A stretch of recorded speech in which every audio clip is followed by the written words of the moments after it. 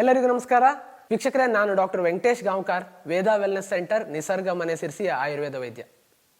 ವೀಕ್ಷಕರೇ, ಇವತ್ತು ಹೆಚ್ಚಿನ ಜನರನ್ನ ಕಾಡ್ತಾ ಇರುವಂಥ ನರದೌರ್ಬಲ್ಯದ ಸಮಸ್ಯೆ ಬಗ್ಗೆ ನಾವು ಡಿಸ್ಕಷನ್ ಮಾಡೋಣ. ಈ ನರದೌರ್ಬಲ್ಯ ಅಂದರೆ ಏನು, ಯಾವೆಲ್ಲ ಲಕ್ಷಣಗಳನ್ನು ನರದೌರ್ಬಲ್ಯದ ಚಿಹ್ನೆಗಳು ಅಂತ ಕರೆಯಲಾಗುತ್ತೆ, ಇದರ ಒಂದು ಮುಖ್ಯ ಕಾರಣಗಳೇನು, ಇದನ್ನು ಸರಿಪಡಿಸ್ಕೊಳ್ಳೋದು ಹೇಗೆ, ಈ ಎಲ್ಲ ವಿಚಾರಗಳನ್ನು ನಾನು ಇವತ್ತು ನಿಮಗೆ ತಿಳಿಸ್ಕೊಡ್ತಾ ಇದ್ದೇನೆ. ಹೌದು, ಮೊಟ್ಟ ಮೊದಲನೇದಾಗಿ ನರದೌರ್ಬಲ್ಯ ಅಂದರೆ ಏನು. ಈ ಒಂದು ಮರಕ್ಕೆ ಬಳ್ಳಿ ಹೇಗೆ ಸುತ್ತಕೊಂಡಿರ್ತದೆ ಹಾಗೆ ನಮ್ಮ ಶರೀರದ ಮಾಂಸಖಂಡಗಳಿಗೆ ನರಗಳು ಕಚ್ಚಿಕೊಂಡಿರ್ತವೆ. ಸೊ ಈ ನರಗಳಿಗೆ ಇಂಪಲ್ಸಸ್ ಅಥವಾ ಈ ನರಗಳಿಗೆ ಸಿಗ್ನಲ್ ಯಾವ ರೀತಿ ಬರುತ್ತೆ ಆ ರೀತಿ ಮಾಂಸಖಂಡಗಳು ಕೆಲಸ ಮಾಡ್ತವೆ. ಸೊ ಇದರಿಂದಾಗಿ ನಮ್ಮ ಮಾಂಸಖಂಡಗಳು ಮತ್ತು ನರಗಳು ಕರೆಕ್ಟಾಗಿ ಕೆಲಸ ಮಾಡ್ತಾ ಇಲ್ಲ ಅಂತ ಆದಾಗ ಅದು ದೌರ್ಬಲ್ಯದ ಲಕ್ಷಣಗಳನ್ನು ತೋರಿಸುತ್ತೆ. ಹೌದು ವೀಕ್ಷಕರೇ, ಒಂದು 3-4 ಸಿಂಪ್ಟಮ್ಗಳನ್ನು ಮುಖ್ಯವಾಗಿ ನರದೌರ್ಬಲ್ಯ ಅಂತ ಕರೆಸ್ಕೊಳ್ಬೋದು. ಯಾವುದಪ್ಪ ಅಂತ ಹೇಳಿದ್ರೆ, ಸ್ವಲ್ಪ ಕೆಲಸ ಮಾಡಿದ ಕೂಡಲೇ ಸುಸ್ತಾಗುವಂಥದ್ದು, ಮಾಂಸಖಂಡಗಳಲ್ಲಿ ನೋವು ಬರುವಂಥದ್ದು. ಸೊ ಇದು ಸಾಮಾನ್ಯ ಲಕ್ಷಣ. ಸೊ ಎರಡನೇದಾಗಿ ಕೈ ಮತ್ತು ಕಾಲುಗಳಲ್ಲಿ ಜೋಮು ಅಥವಾ ಉರಿ ಬರುವಂಥದ್ದು. ಸೊ ಅಂಗಾಲಿನಲ್ಲಿ ಮುಖ್ಯವಾಗಿ ಮೀನಖಂಡಗಳಲ್ಲಿ, ತೊಡೆಯ ಭಾಗದಲ್ಲಿ ಅಥವಾ ಕೈ ಮಾಂಸಖಂಡಗಳಲ್ಲಿ ಜೋಮು ಮತ್ತು ಉರಿ ಬರುವಂಥದ್ದು. ಕೆಲವು ಕಡೆ ನರ ಹೊಡೆತ ಬರುತ್ತೆ ಅನ್ನುವಂಥದ್ದನ್ನು ಕೂಡ ಹೇಳ್ತಾರೆ. ಸೊ ಇವೆಲ್ಲವೂ ಕೂಡ ಇವತ್ತು ಕೈ ಕಾಲುಗಳಲ್ಲಿ ಆಗ್ಬೋದಾದಂಥ ನರದೌರ್ಬಲ್ಯದ ಲಕ್ಷಣಗಳು. ಇನ್ನು ಮುಂದುವರೆದರೆ ಲೈಂಗಿಕ ಶಕ್ತಿಯ ಕೊರತೆ ಆಗುವಂಥದ್ದು, ಲೈಂಗಿಕ ಶಕ್ತಿ ಕಡಿಮೆ ಆಗುವಂಥದ್ದು ಕೂಡ ನರದೌರ್ಬಲ್ಯದ ಲಕ್ಷಣ ಆಗಿರಬಹುದು. ಸೊ ಈ ಒಂದು 3-4 ಚಿಹ್ನೆಗಳು ನಿಮಗಿದೆ ಅಂತ ಆದಲ್ಲಿ ನಿಮಗೆ ನರದೌರ್ಬಲ್ಯ ಶುರುವಾಗಿದೆ ಅಥವಾ ನರದೌರ್ಬಲ್ಯ ಇದೆ ಅನ್ನುವಂಥದ್ದನ್ನು ನೀವೇ ಕಂಡುಹಿಡ್ಕೊಳ್ಬಹುದು. ಸೊ ಇದಕ್ಕಾಗಿ ಯಾವುದೇ ಒಂದು ವಿಶೇಷವಾದ ಟೆಸ್ಟನ್ನು ಮಾಡಿಸೋ ಅವಶ್ಯಕತೆ ಇಲ್ಲ, 10 ಕಡೆ ಅಲಿಯೋ ಅವಶ್ಯಕತೆ ಕೂಡ ಇಲ್ಲ. ಈ ಸಿಂಪ್ಟಮ್ಸ್ಗಳನ್ನು ನೀವು ಗಮನಿಸಿದ್ರೆ ಖಂಡಿತವಾಗಿ ನಿಮಗೆ ನರದೌರ್ಬಲ್ಯ ಇದೆ. ಇದರಲ್ಲಿ 3ರಲ್ಲಿ 1 ಇರಬಹುದು ಅಥವಾ 3 ಕೂಡ ಇರಬಹುದು. ವೀಕ್ಷಕರೇ, ಈ ಒಂದು ನರದೌರ್ಬಲ್ಯ ಅಥವಾ ಇದನ್ನು ಮಾಡರ್ನ್ ಸೈನ್ಸ್ನಲ್ಲಿ ಪೆರಿಫೆರಲ್ ನ್ಯೂರೋಪತಿ ಅಂತ ಕೂಡ ಕರೀತಾರೆ. ಸೊ ನಮ್ಮ ಮೆದುಳಿನಿಂದ ಹೊರಟಂತಹ ಮೆದುಳು ಬಳ್ಳಿ ನರಗಳಾಗಿ ಕವಲೊಡೆದು ಶರೀರದ ಎಲ್ಲ ಭಾಗಗಳಿಗೆ ನರಗಳನ್ನು ಕಳಿಸುತ್ತೆ. ಯಾವ ಭಾಗದಲ್ಲಿ ಈ ಒಂದು ನರಗಳ ವೀಕ್ನೆಸ್ ಆಗಿದೆ, ಮಾಂಸಖಂಡಗಳಲ್ಲಿ ವೀಕ್ನೆಸ್ ಆಗಿದೆ, ಆ ಭಾಗದಲ್ಲಿ ಅದು ಲಕ್ಷಣಗಳನ್ನು ತೋರಿಸುತ್ತೆ. ಸೊ ಇದನ್ನು ಪೆರಿಫೆರಲ್ ನ್ಯೂರೋಪತಿ ಅಂತ ಕರೀತಾರೆ.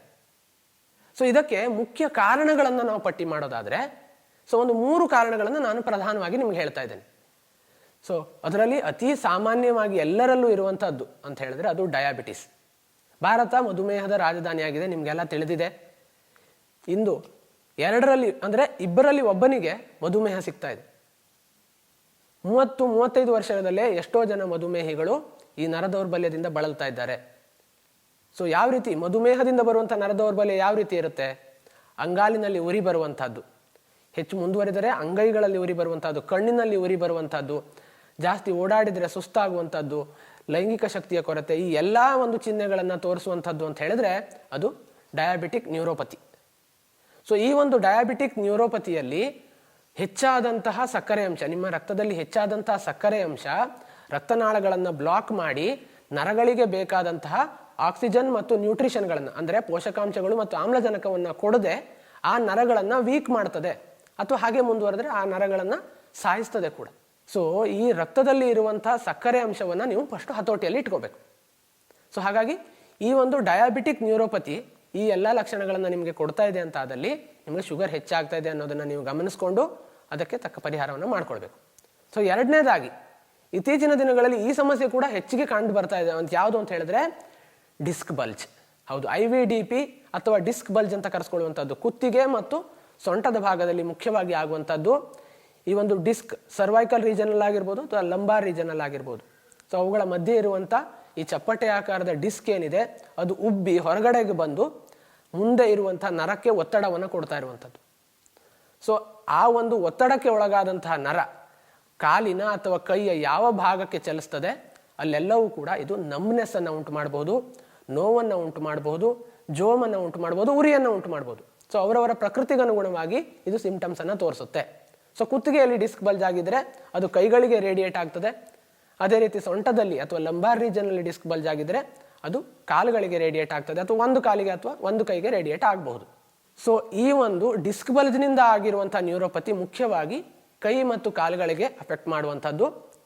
ಸೊ ಜೋಮು, ಉರಿ, ಬಿಗಿತ ಮತ್ತು ಈ ಒಂದು ಸೆಳೆತ ಆಗುವಂಥದ್ದು, ಈ ಎಲ್ಲ ಭಾವನೆಗಳನ್ನು ಉಂಟು ಮಾಡುವಂಥದ್ದು ಡಿಸ್ಕ್ ಬಲ್ಜ್ನಿಂದ ಆಗುವಂತಹ ಈ ಒಂದು ನ್ಯೂರೋಪತಿ. ಸೊ ಇದಕ್ಕೆ ನಾವು ಹಲವಾರು ವಿಡಿಯೋಗಳಲ್ಲಿ ಹೇಳಿದ್ದೇವೆ.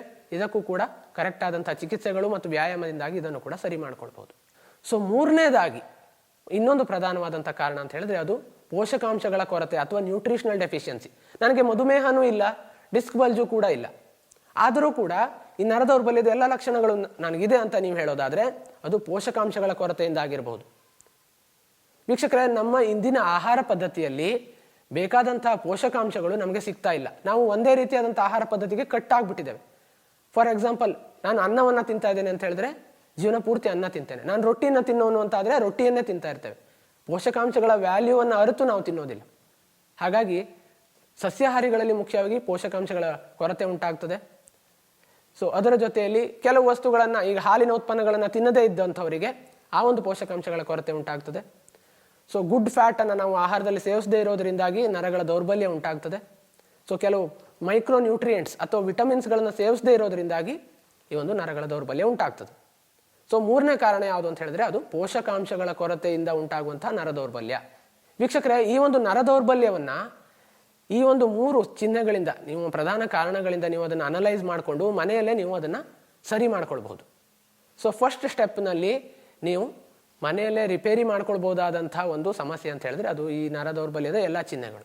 ಸೊ ನಿಮಗೆ ಯಾವ ಕಾರಣದಿಂದ ನರ ದೌರ್ಬಲ್ಯ ಆಗ್ತಾ ಇದೆ ಅನ್ನೋಂಥದ್ದನ್ನು ನೀವು ಮೊಟ್ಟ ಮೊದಲನೇದಾಗಿ ಗ್ರಹಿಸಬೇಕು. ಸೊ ಉದಾಹರಣೆಗೆ, ನೀವು ಮಧುಮೇಹಿಗಳಾಗಿದ್ದಲ್ಲಿ ನಿಮ್ಮ ಸಕ್ಕರೆ ಲೆವೆಲ್ ಅಥವಾ ಗ್ಲೂಕೋಸ್ ಲೆವೆಲ್ ನಿಮ್ಮ ರಕ್ತದಲ್ಲಿ ಕರೆಕ್ಟಾಗಿ ಇರುವಂತೆ ನೀವು ಮೇಂಟೈನ್ ಮಾಡ್ಕೊಳ್ಬೇಕು.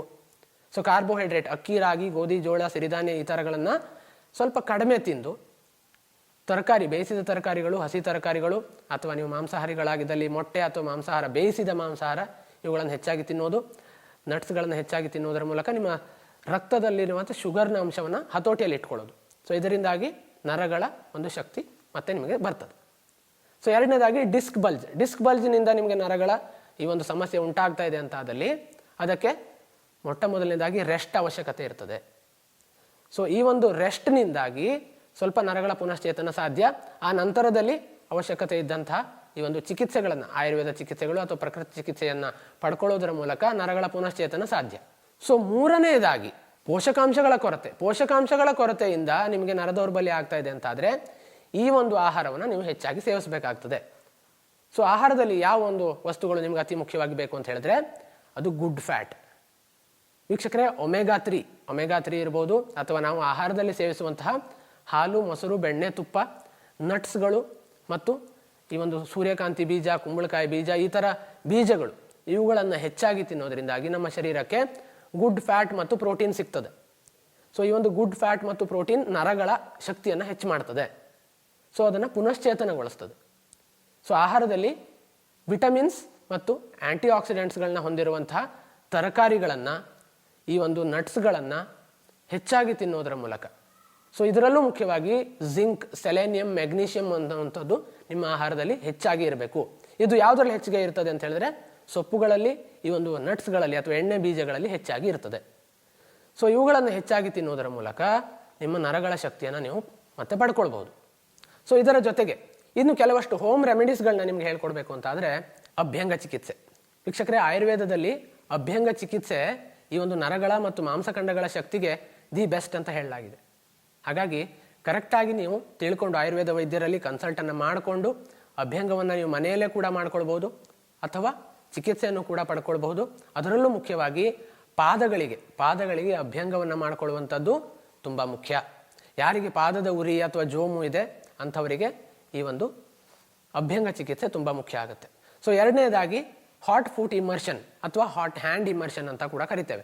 ಸೊ ಬಿಸಿ ನೀರಿನಲ್ಲಿ ಒಂದು ಸ್ನಾನ ಮಾಡಲು ಎಷ್ಟು ಬಿಸಿ ನೀರು ಬೇಕು ಆ ಒಂದು ಬಿಸಿ ನೀರಿನಲ್ಲಿ ಕೈಗಳನ್ನು ಅಥವಾ ಕಾಲುಗಳನ್ನು ಒಂದು 20 ನಿಮಿಷಗಳ ಕಾಲ ನೀವು ಹಾಗೆ ಇಡೋದ್ರಿಂದ, ಸ್ವಲ್ಪ ಅಡುಗೆ ಉಪ್ಪನ್ನು ಕೂಡ ಹಾಕ್ಕೊಳ್ಬೋದು.